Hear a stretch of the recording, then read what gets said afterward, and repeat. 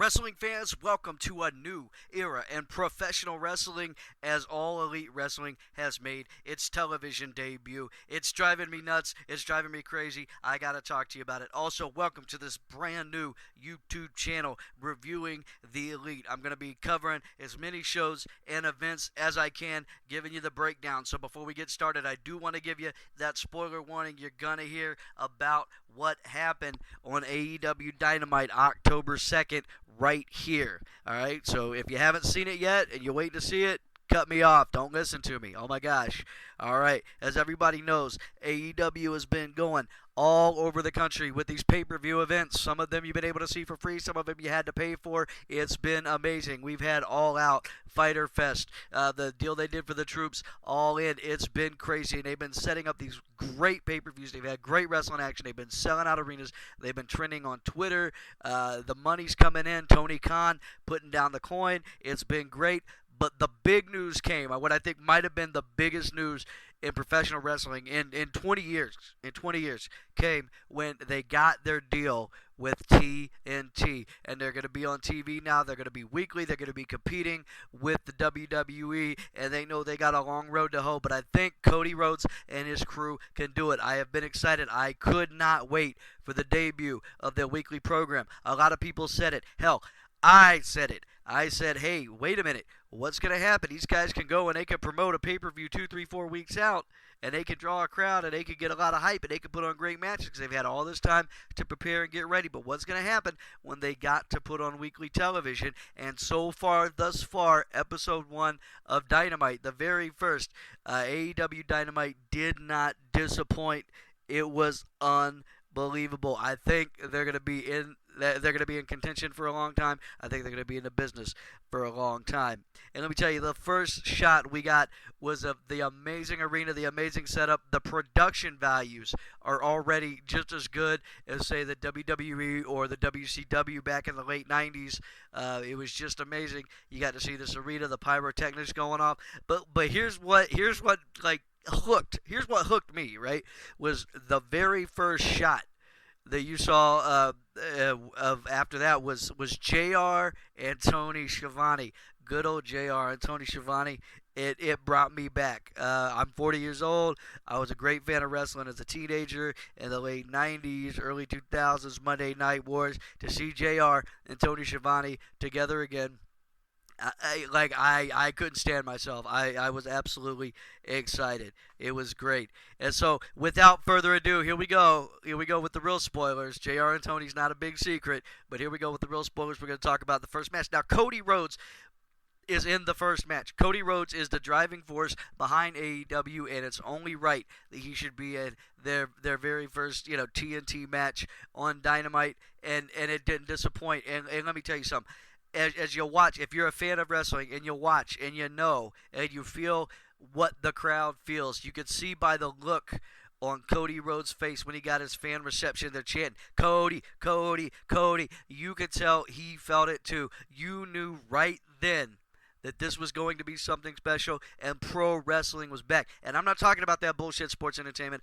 I am talking about professional wrestling. It was one of the most amazing things I have seen in an extremely long time. And Cody Rhodes goes up against Sammy Guevara. Sammy Guevara, young guy. I've seen his tapes. I've seen his interviews, a couple of his matches. He's got the look. He's got the attitude. Actually, you know what? I don't know about the look. He looks a little bit like a young Steve-O. I just hope he stays away from the cocaine and like staged car accidents and all the things that are gonna just completely fuck him up and all of that. But Sammy Guevara comes out.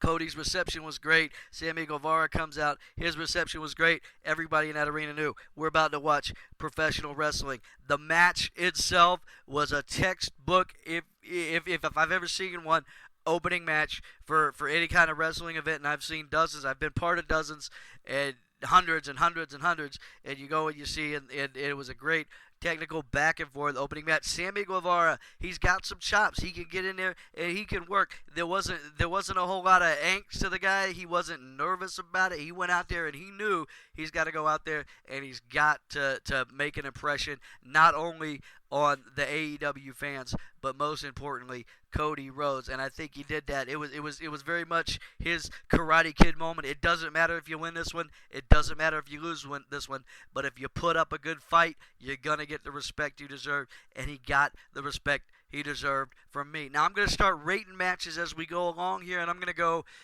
from 1 star to 5 star. But this very first AEW Dynamite match on TNT, I'm going to do something that I've never done before because I've never even rated a match on here before. So shut up. Quit trying to pick on me. I'm going to give this a 7-star rating. Not because the match was particularly, like Steve Austin and the Rock caliber, but because of what it means to the business. Vince McMahon has competition again, and he knows it. And every time there's been competition, what have you, the Monday Night Wars, when Ring of Honor was doing well, when TNT was doing well, Vince McMahon, he's got to turn it up. The WWE, they got to turn it up. And AEW's just going to turn it up a notch. The people running AEW are wrestling people, and they're here to put on wrestling. And as far as what this match means to the business that I've watched for over 30 years of my life, this is a 7-star match, believe. Now, Cody Rhodes wound up winning that match over Sammy Guevara, but it didn't go unanswered. Cody was going out to celebrate.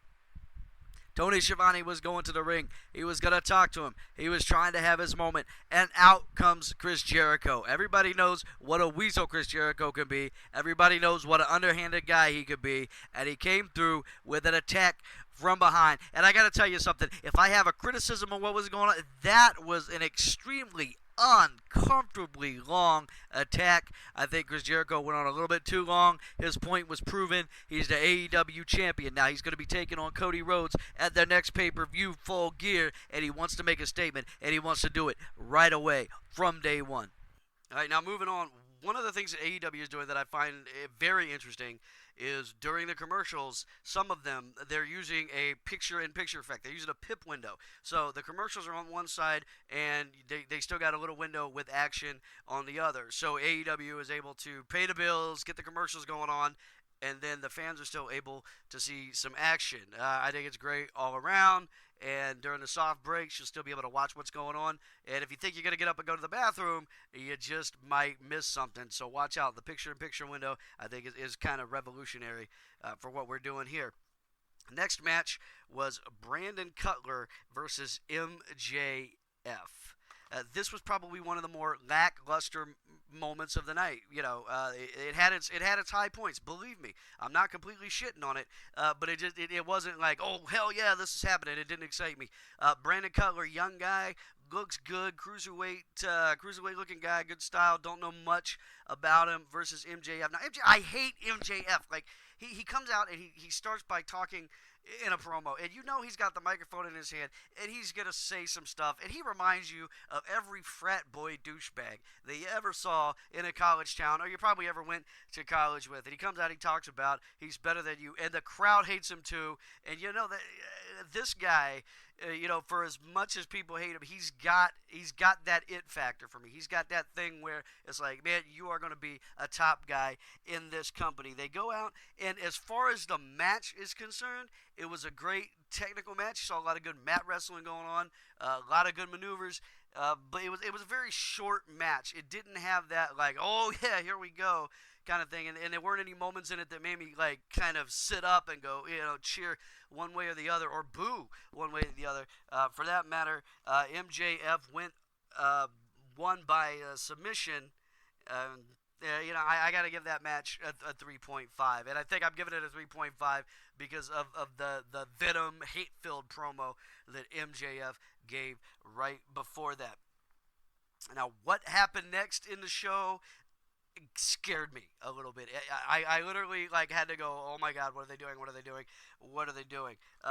Kevin Smith and Jason Mewes were at ringside, and an announcer goes down, he starts talking to him, and you're like, oh great, it's Kevin Smith and Jason Mewes. They're down at ringside, and everything is going on, and they're there to promote the new Jay and Silent Bob movie that's coming out, Jay and Silent Bob reboot. I'm a huge Jay and Silent Bob fan, so I'm excited to see him there. They mentioned that Jericho was actually in the movie. Chris Jericho's in their movie, guys, so if you're a Chris Jericho fan, you want to go see it. But what happened next kind of scared me. And here's why.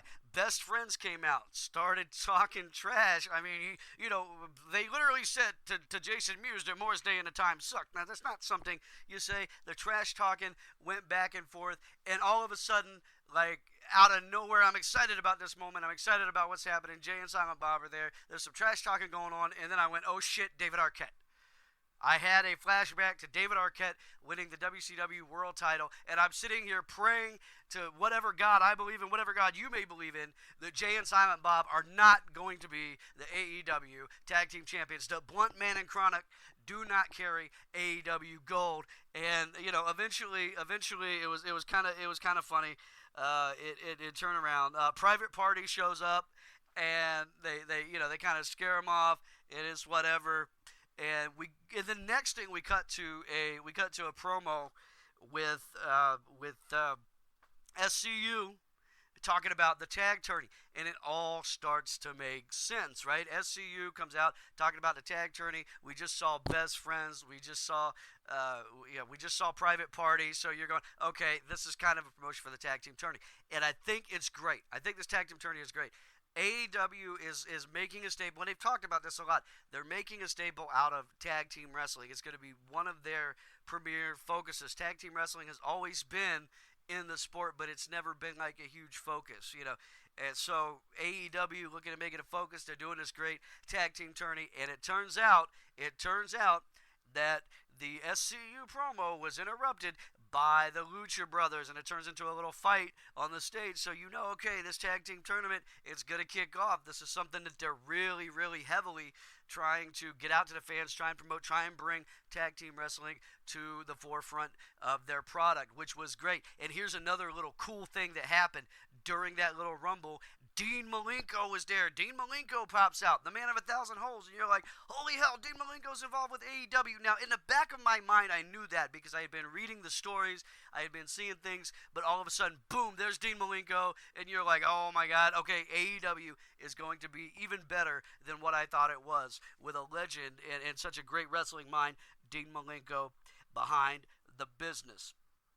Next match up, Hangman Page and the Bastard Pack. Now, I love Hangman Page. He's a young guy. He's got the look. He's got the talent. He's got the crowd behind him. More importantly, I think the crowd loves the guy. It's good. Here comes Pac out to the ring. Pac, however you want to pronounce it. I say Pac. He comes out to the ring, and I don't know a lot about him. I've seen a couple of his matches, but I don't know a lot about him. Instantly in my head, I'm thinking of Lex Luger. He's got that Lex Luger physique. Very muscular, very built, very low body fat. I'm looking at going, that guy reminds me of a young, in his prime, Lex Luger. Obviously not as tall, not as short, and it's not the same character. He's not trying to be Lex Luger. He's not trying to do anything like that, but he's definitely got that physique, and that reminds me of Lex Luger. Hangman Page lost his opportunity to be the AEW World Heavyweight Champion against Jericho at All Out. But he's worthy. He's still worthy today. He's a guy that can take and carry that belt and do the company proud. He just has to have another opportunity to go in there and win it. And then he has to show that he's got the skill to go in there and beat somebody like Chris Jericho. Absolutely worthy of having that title. But he's got Pac tonight. He's got Pac. Him and Pac go in there, and they put on what I thought was probably one of the best wrestling matches I've seen in quite some time, to be honest. One of the things that was great, they went outside of the ring a lot. They were constantly outside of the ring, in front of the fans, beating the hell out of each other. And one of the things that was also amazing to me was that these guys were engaging the fans. They weren't just putting on their show in front of the fans and the fans watching it, cheering, booing. They were talking to the fans. They were engaging the fans. They were, talking smack. It was fun, and I don't know that we've seen that in a long time. I don't know that we've seen a wrestling company that really gives a shit about its fans and wants to get its wrestlers engaged with the fans. Back and forth in this match was amazing.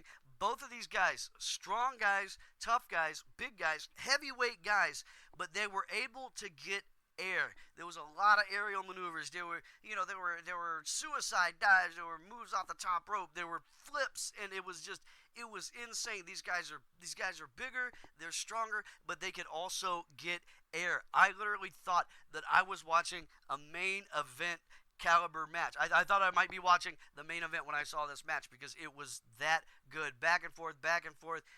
Now, I really seriously, if I were a betting man, and I sometimes am, I never bet on wrestling though, and you people know why, but I would have bet on Hangman Page coming out the victor in this one, but no. Pac with a low blow, and then he was able to slap on his submission move, the brutalizer, and I would have bet on Hangman Page, but Pac came out of this one winner by submission. Winner by submission, Pac. Now that has to raise the question. Pac beat what was just the number one contender for the AEW title. Where's he at in line now? Is he in contention? Is he a guy that they're looking at? Is he somebody that the fans can get behind as the AEW champ? Who knows? Only time will tell. But Pac definitely has what I think he's got what it takes. I just absolutely think he's got what it takes to be the AEW champion. But can he get that opportunity? And can he beat somebody the likes of a Chris Jericho or a Cody Rhodes later on down the road for something like that? So we'll see, folks. It's been a pleasure. This is part 1 of my AEW Episode 1 Dynamite review. I'm going to post up part 2 in the next couple days. I hope you enjoy this. Like and subscribe to the channel because not only am I going to be reviewing episodes, but I'm going to be putting out little things here and there for all you AEW fans and all of you professional wrestling fans. Thanks for watching, and we will see you in the next one.